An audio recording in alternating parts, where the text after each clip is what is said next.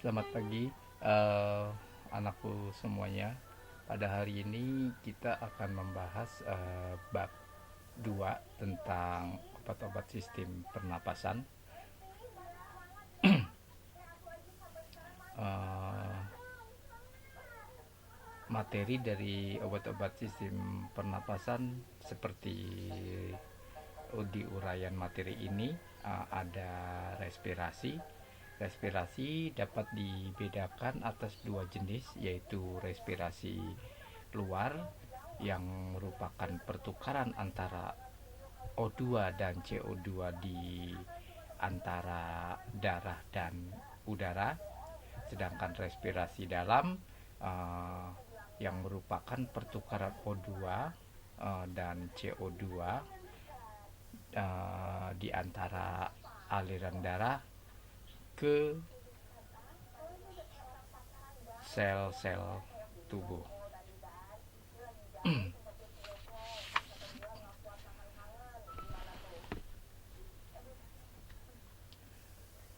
Di mana saluran pernapasan itu dibagi dalam dua golongan utama, yaitu saluran pernapasan atas yang terdiri dari lubang hidung, rongga hidung, faring, dan laring.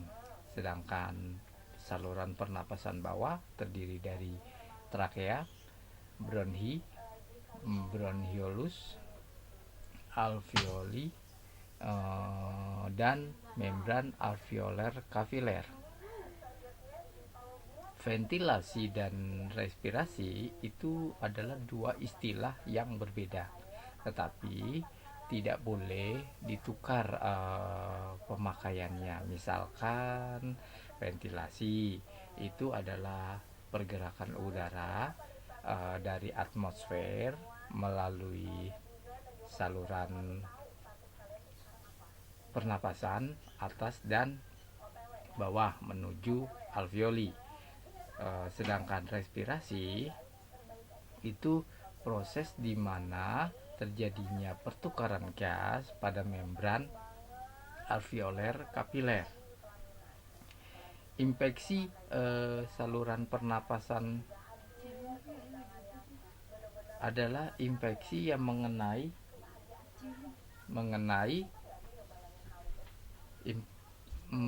bagian manapun saluran pernapasan, mulai dari hidung, telinga tengah, faring, laring, dan paru-paru.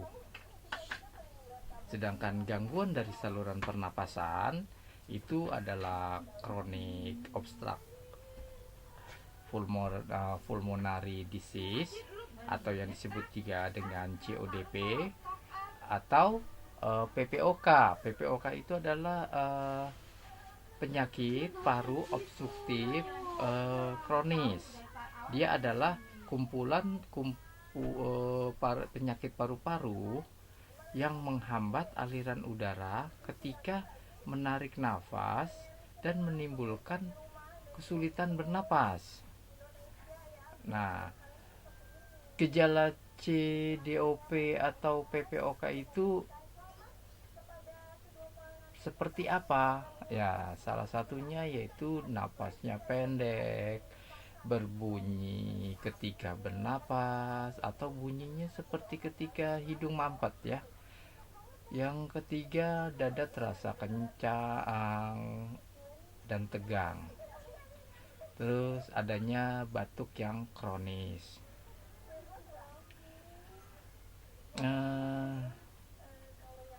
Chronic aspecific respiratory affection atau yang disingkat itu dengan nama cara, dia mencakup semua penyakit saluran pernapasan yang mempunyai ciri penyumbatan bronhi karena pengembangan mukosa atau sekresi seputum itu sangat berlebih,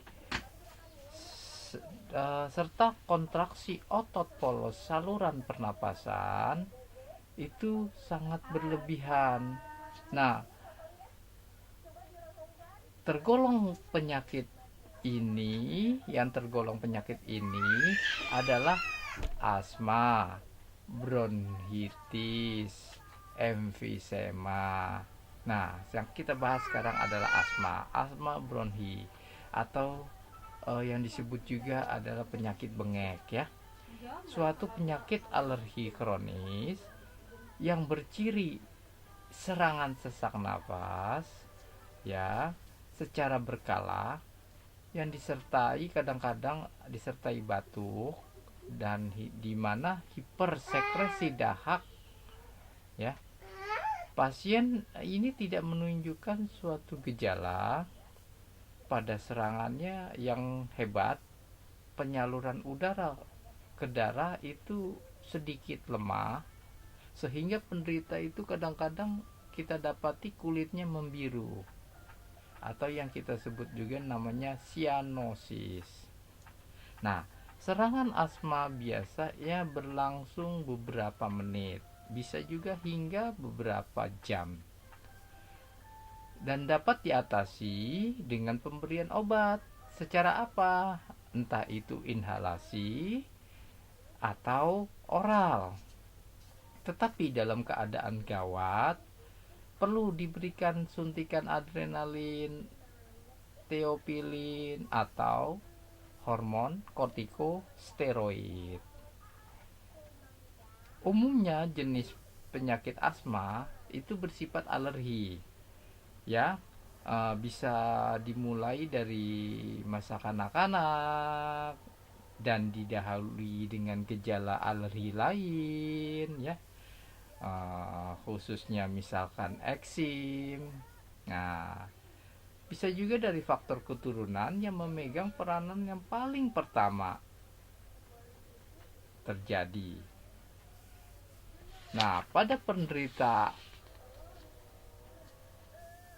asma, dia memiliki kepekaan terhadap infeksi saluran nafas, yaitu di mana akibat adalah peradangan bronhi yang menimbulkan serangan asma itu tersebut. Ya, di mana bronkitis kronis ini berciri batuk yang menahun, banyak mengeluarkan sputum, tanpa sesak napas ataupun sesak napas ringan, biasanya disebabkan oleh infeksi virus pada saluran pernapasan, yaitu Haemophilus influenza atau Streptococcus pneumonia. Pengobatannya biasanya dengan antibiotik selama 10 menit. Maaf. Pengobatannya biasanya dengan antibiotik selama minimal 10 hari agar infeksi tidak terulang atau kambuh. Nah, pilihan obatnya itu antara amoxicillin, erythromycin, cepradin, cefaklor, yang semua bersifat baktrisid terhadap bakteri yang di atas tadi yang saya sebutkan. Asma yaitu penyakit alergi yang bercirikan peradangan kronik yang disertai serangan sesak napas akut secara berkala. Jadi ciri lainnya ya bisa hipersekresi dahak yang biasanya lebih parah pada malam hari, dan meningkatnya ambang rangsang atau hiperreaktivitas bronhi terhadap radangan alergi maupun non alergi. Status asmatikus ini serangan asma hebat pada mana penciutan bronhinya menjadi lebih kuat, yang bertahan abnormal lama. Ciri-ciri lainnya yaitu takikardia atau tak bisa berbicara lancar, tersendat-sendat akibat napasnya tersengal-sengal. Asma alergi ini pada umumnya sudah mulai sejak masa kanak-kanak ya, bisa juga didahulukan oleh gejala lain khususnya eksim, bisa juga dari faktor genetik. Nah, tubuh memegang peranan penting terjadinya asma. Nah, eksim ini umumnya membaik setelah eh, anak-anak mencapai remaja, tetapi sering kali kambuh pada usia 20 sampai 40 tahun karena peradangan dari saluran napas, tetapi bertahan walaupun tanpa gejala. Penyebabnya seperti apa? Asma. Nah, serangan asma ini adalah peradangan kronis dari saluran napas dengan mastosit atau mast cell dan granulosit eosinofil sebagai pemeran penting. Nah, pada orang-orang yang peka terjadinya obstruksi saluran napas yang difus dan reversible. Selain itu juga dia selain itu juga dia dapat hiperreaktivitas bronchi terhadap berbagai stimuli spesifik yang dapat memicu serangan. Nah, stimulasi ini dikenal adalah zat-zat alergen, terutama partikel-partikel tinja dari tungau, dari polen atau spora jamur, yaitu Aspergillus fumigatus, atau zat-zat perangsang antara lain dari asap, terus SO2 dari polusi kendaraan, asap rokok, uap, debu. Nah, bisa juga dari hawa dingin, ya, emosi, kelelahan atau infeksi virus seperti rhinovirus, virus parainfluenza, ya. Juga bisa dari obat-obat tertentu, apakah dia lagi mengkonsumsi asetosal ataukah dia mengkonsumsi penghalang beta atau obat ANS. Tindakan umumnya harus bagaimana? Nah, tindakan umumnya mencegah timbulnya reaksi anti body atau antigen, yaitu dengan menjaga kebersihan, yaitu menyingkirkan semua rangsangan luar, yaitu binatang peliharaan. Rumah harus bersih, khususnya kasur, spray, selimut. Nah, faktor aspesifik apa? Ya, bisa saja dari perubahan cuaca, terus hawa dingin, dari asap atau kabut, itu harus dihindari. Yang kedua, berhenti merokok kalau memang dia perokok, karena asap rokok dapat menimbulkan bronkokonstriksi dan memperburuk asmanya. Selanjutnya, lakukan fisioterapi, yaitu dengan apa? Fisioterapi sendiri dengan menepuk-nepuk bagian dada hingga mempermudah pengeluaran sputum. Terus latihan pernapasan dan relaksasi, ya.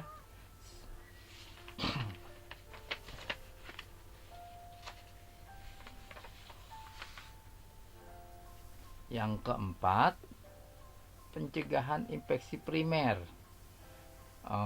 dengan vaksinasi influenza. Yang selanjutnya, pemberian antibiotik pada pasien dan bronkitis dengan infeksi bakteri, umumnya diberikan antibiotik amoksisilin atau doksisilin. Pengobatannya ini terbagi menjadi 3 kategori, yaitu terapi serangan akut, terapi asmatikus, dan terapi pencegahan. Kalau terapi serangan akut, di mana keadaan ini pemberian obat bronkospasmolitik untuk melepaskan kejang bronhi sebagai obat pilihan seperti salbutamol atau terbutalin, sebaiknya secara inhalasi. Nah, dia akan memberikan efek 3-5 menit, kemudian dibantu dengan aminofilin dalam bentuk suppositoria. Nah, obat pilihan lainnya bisa entah itu ephedrine dan isopirenalin. Ini dapat diberikan sebagai tablet. Jadi hanya saja efeknya baru kelihatan setelah lebih dari 1 jam dari pemberian tablet. Nah, kalau inhalasi itu dapat diulangi setelah 15 menit ya, sebelum memberikan efek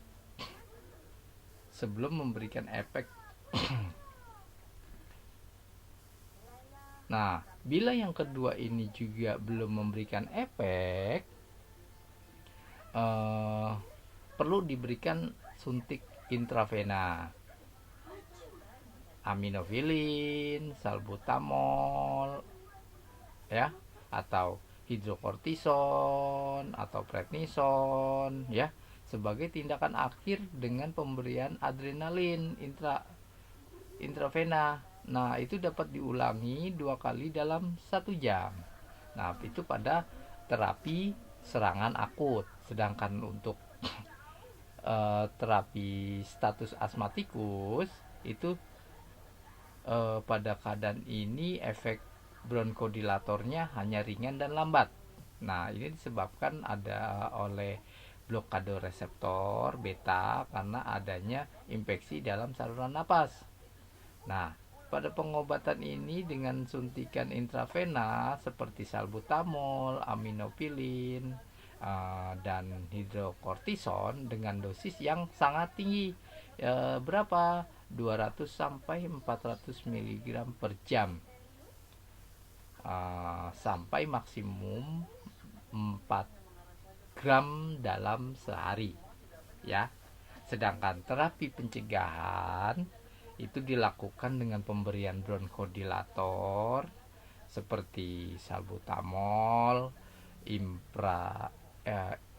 ifratropium atau tiopilin bila karena alergi perlu ditambahkan ketotifen. Pengobatan obat-obat asma ini berdasarkan mekanisme kerja obat dibagi beberapa golongan. Apa golongannya? Yang pertama itu ada 10 golongan ya. Yang pertama adalah anti alergi. Di mana anti alergi ini zat-zat yang bekerja menstabilkan mastosit hingga tidak pecah atau tidak melepaskan histamin. Nah, obat ini sangat berguna untuk mencegah serangan asma dan rinitis alergi.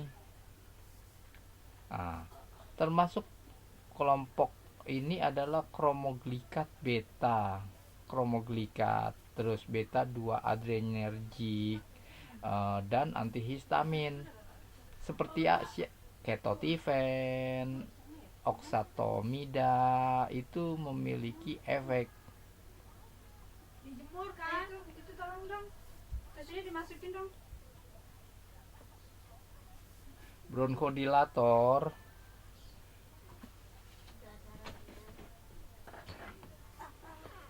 ini terbagi menjadi 3 kategori, yaitu ada adrenergik, ada antikolinergik, ada derivat santin. Nah, Pada adrenergik, khususnya beta simpatomimetik, zat ini bekerja selektif terhadap reseptor beta 2 bronkospasmolisa dan tidak bekerja terhadap reseptor beta 1 yang sebagai stimulasi jantung. Kelompok beta 2 mimetik ini seperti salbutamol, penoterol, terbutalin, limiterol, procaterol, trecoquinol. Nah, dia bekerja terhadap reseptor beta 2 dan beta 1. Dan beta 1 adalah ephedrin, isoprenalin, dan adrenalin. Kalau yang antikolinergik bagaimana? Dia dalam otot polos dapat menyeimbangi antara sistem adrenergik dan kolinergik. Jadi si reseptor beta 2 sistem adrenergik terhambat, maka sistem kolinergik menjadi dominan sehingga terjadi penciutan bronhi. Antikolinergik ini bekerja memblokir reseptor saraf kolinergik pada otot polos, sehingga aktivitas saraf adrenergik yang dominan itu memberikan efek bronkodilatasi. Nah, kelompok antikolinergik ini seperti oxypenonium, thiazinamium, ipratropium, ya, akan memberikan efek samping dari antikolinergik. Seperti apa efek sampingnya?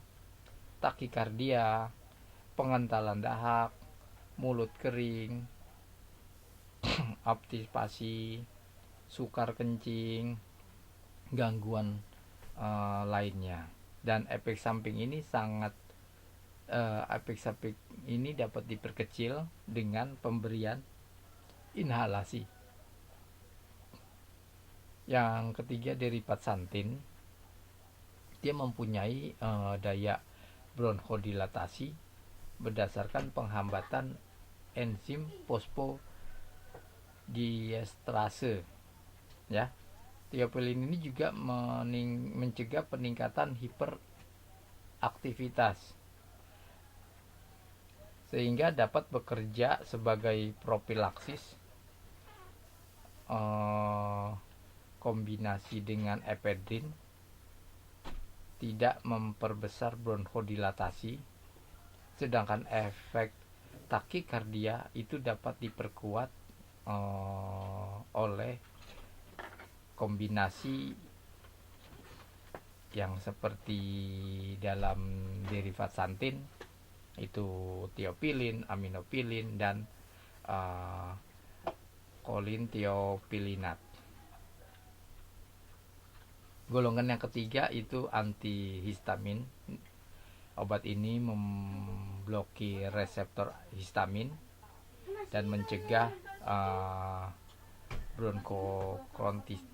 bronkokontriksi.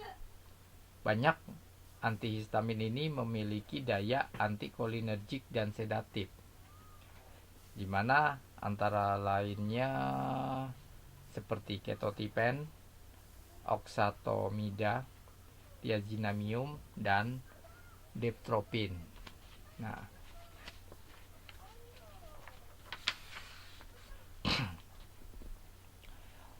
yang keempat, golongan keempat ini kortikosteroida. Sering kita dengar, ya. Nah, kortikosteroida ini daya bronkodilatasinya dapat mempertinggi kepekaan reseptor beta 2 sehingga dia dapat melawan efek mediatornya seperti ada rasa gatal, dan ada rasa dan peradangan ya. Nah, penggunaan utamanya pada serangan asma ini bisa diakibatkan oleh infeksi virus atau bakteri. Nah, penggunaan jangka panjang itu hendaknya dihindarkan ya, karena berhubungan dengan efek sampingnya yang berupa osteoporosis, borok lambung, hipertensi, sampai dengan diabetes. Jadi efek samping ini dapat dikurangi dengan pemberian insulin. Mohon maaf, efek samping ini dapat dikurangi dengan pemberian inhalasi. Contohnya seperti apa?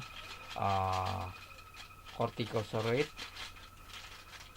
hidrokortison, prednison, dexamethasone, dan betamethasone.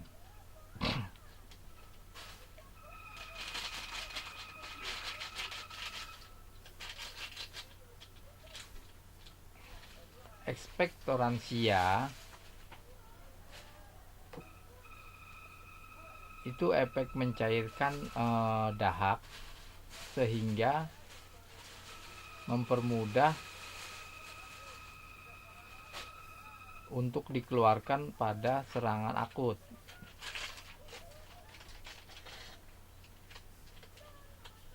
Obat ini berguna terutama bila lendir sangat kental dan sukar dikeluarkan. Jadi mekanisme obat ini dia merangsang mukosa lambung dan sekresi saluran napas yang menurunkan viskositas lendir. Jadi mekanisme kerjanya dari asetilsistein ini kerjanya terhadap mukosa protein dengan melepas ikatan disulfida sehingga viskositas lendirnya berkurang. Contoh obatnya apa? Contoh obat ekspektoransia itu adalah kalium iodida, amonium klorid, bromheksin, dan asetilsistein. Kromolin natrium dan hidrokromil natrium itu mempunyai efek yang menguntungkan yang diyakini merupakan hasil stabilisasi membran matosit. Nah, obat ini sangat efektif jika dihirup atau dalam bentuk sediaan inhalasi, di mana kromolin juga tersedia dalam larutan nebulizer. Yang golongan ketujuh itu modifikator leukotriene. Nah, ini ada Zafir Lucas dan Montelukas. Dia merupakan antagonis reseptor leukotriene yang mengurangi inflamasi jalur udara. Sedangkan zileuton dia merupakan penghambat leukotriene sintesis. Penggunaannya terbatas karena frekuensi pemakaian yang tinggi. Dia berpotensi untuk meningkatkan enzim hepatik ya. Itu pada golongan 7 pada modifikator leukotriene. Sedangkan yang ke-8, golongan ke-8 itu adalah kombinasi terapi pengkontrol. Apa?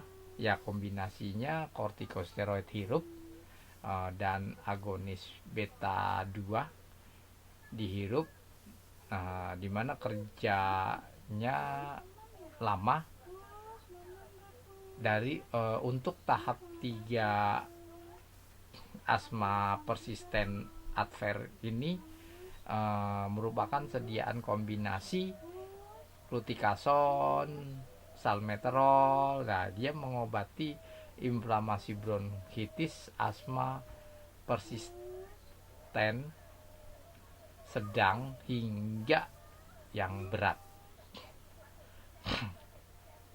Pada yang ke-9, golongan yang ke-9 yaitu omalizumab. Omalizumab ini adalah antibodi antigen IgE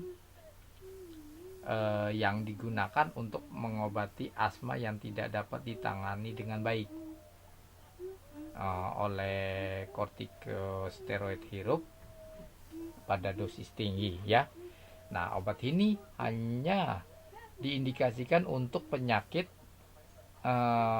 hanya diindikasikan untuk pasien atropik yang bergantung pada kortikosteroid nah, ini kortikosteroid yang memerlukannya ini adalah kortikosteroid oral atau mengkonsumsi kortikosteroid dosis tinggi.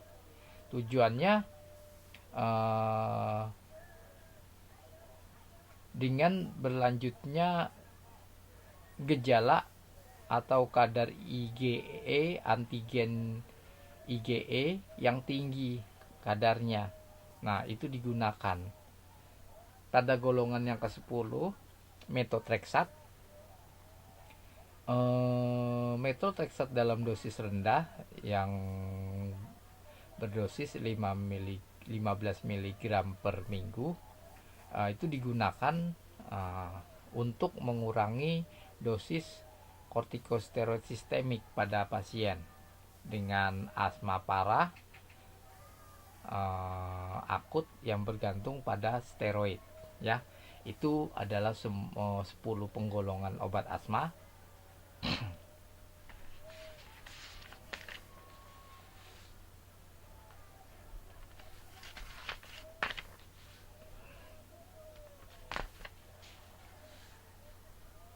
Materi selanjutnya kita akan membahas adalah batuk. Nah, di fisiologi batuk ini, batuk adalah suatu refleks fisiologi yang dapat berlangsung baik dalam keadaan sehat maupun sakit. Ya, refleks tersebut terjadi lazim karena adanya rangsangan pada selaput lendir pernapasan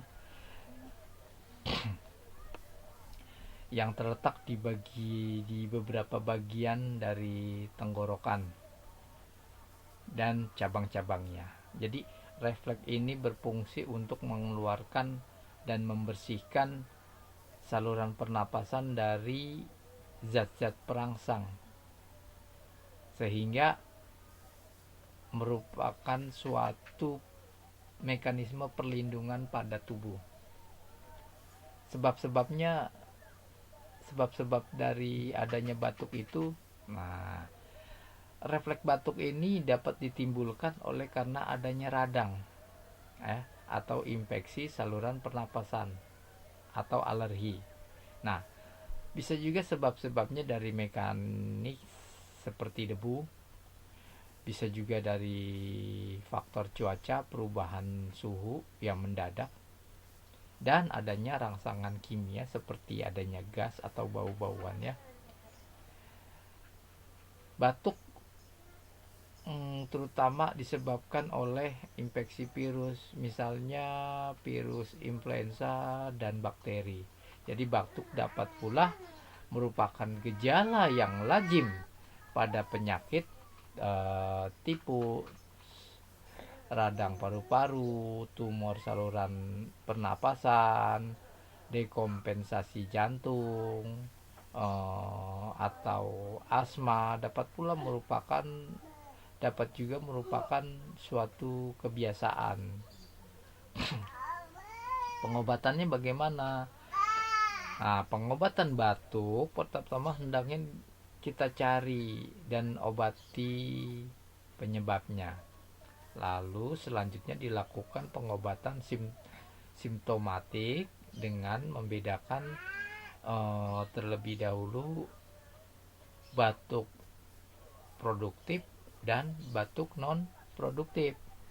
Kalau batuk produktif, dia adalah suatu mekanisme perlindungan dengan fungsi mengeluarkan zat asing seperti kuman, debu, dan lainnya. dan dahak dari tenggorokan. Pada dasarnya jenis batuk ini tidak boleh ditekan, ya.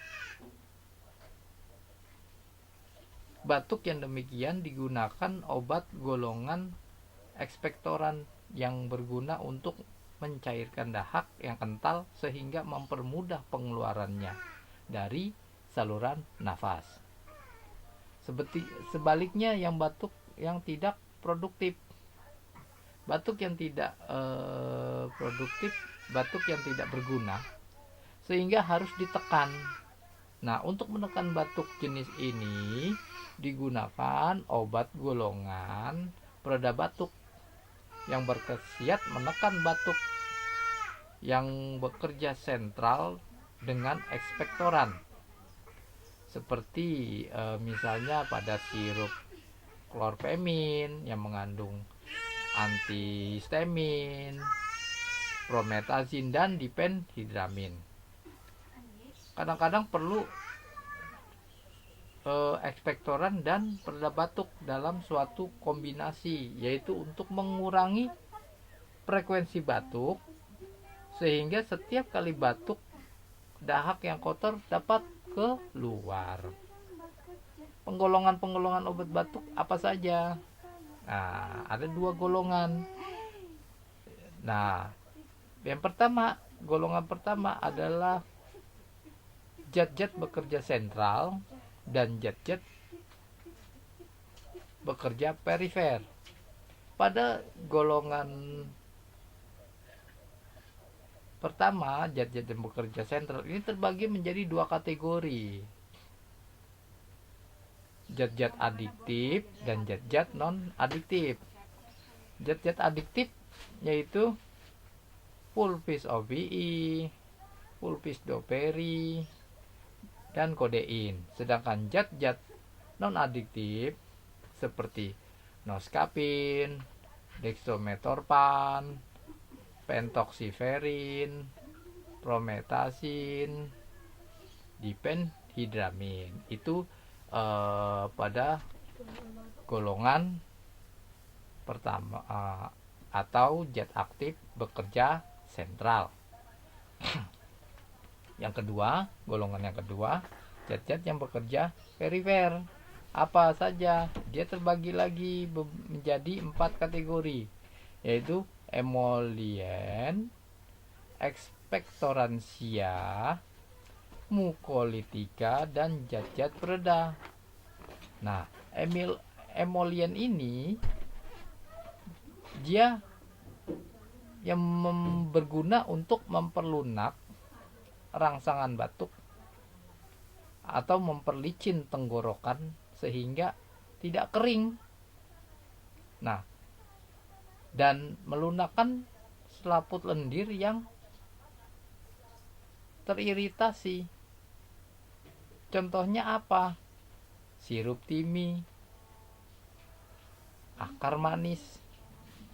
Sedangkan ekspektoransia zat yang memperbanyak produksi dahak dan mengurangi kekentalannya sehingga mudah pengeluaran dengan batuk. Contohnya seperti kalium iodat, amonium klorid, kreosot, guayakol, IPK, dan minyak-minyak atsiri. Sedangkan mukolitika zat yang bekerja mengurangi viskositas dahak atau mengencerkan dahak dan mengeluarkannya. Contohnya apa? Asetil karbosistein, bromheksin, dan ambroksol. Yang terakhir, zat-zat pereda ini berguna untuk meredakan batuk dengan cara menghambat reseptor sensibel di saluran nafas. Apa contohnya? Oksalamin dan tipepidin.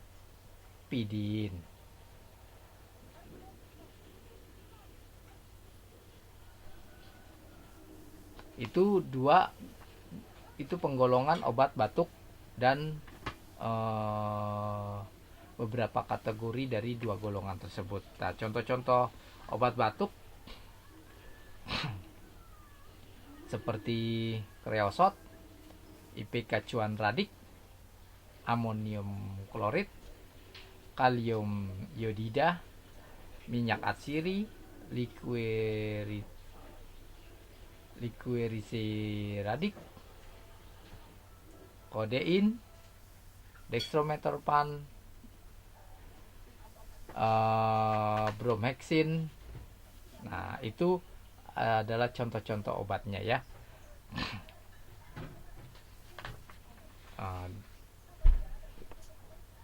Demikian materi bab 2 yang Bapak jelaskan pada hari ini. Demikian telah Bapak jelaskan. Wabillahi taufik wal hidayah. Wassalamualaikum warahmatullahi wabarakatuh.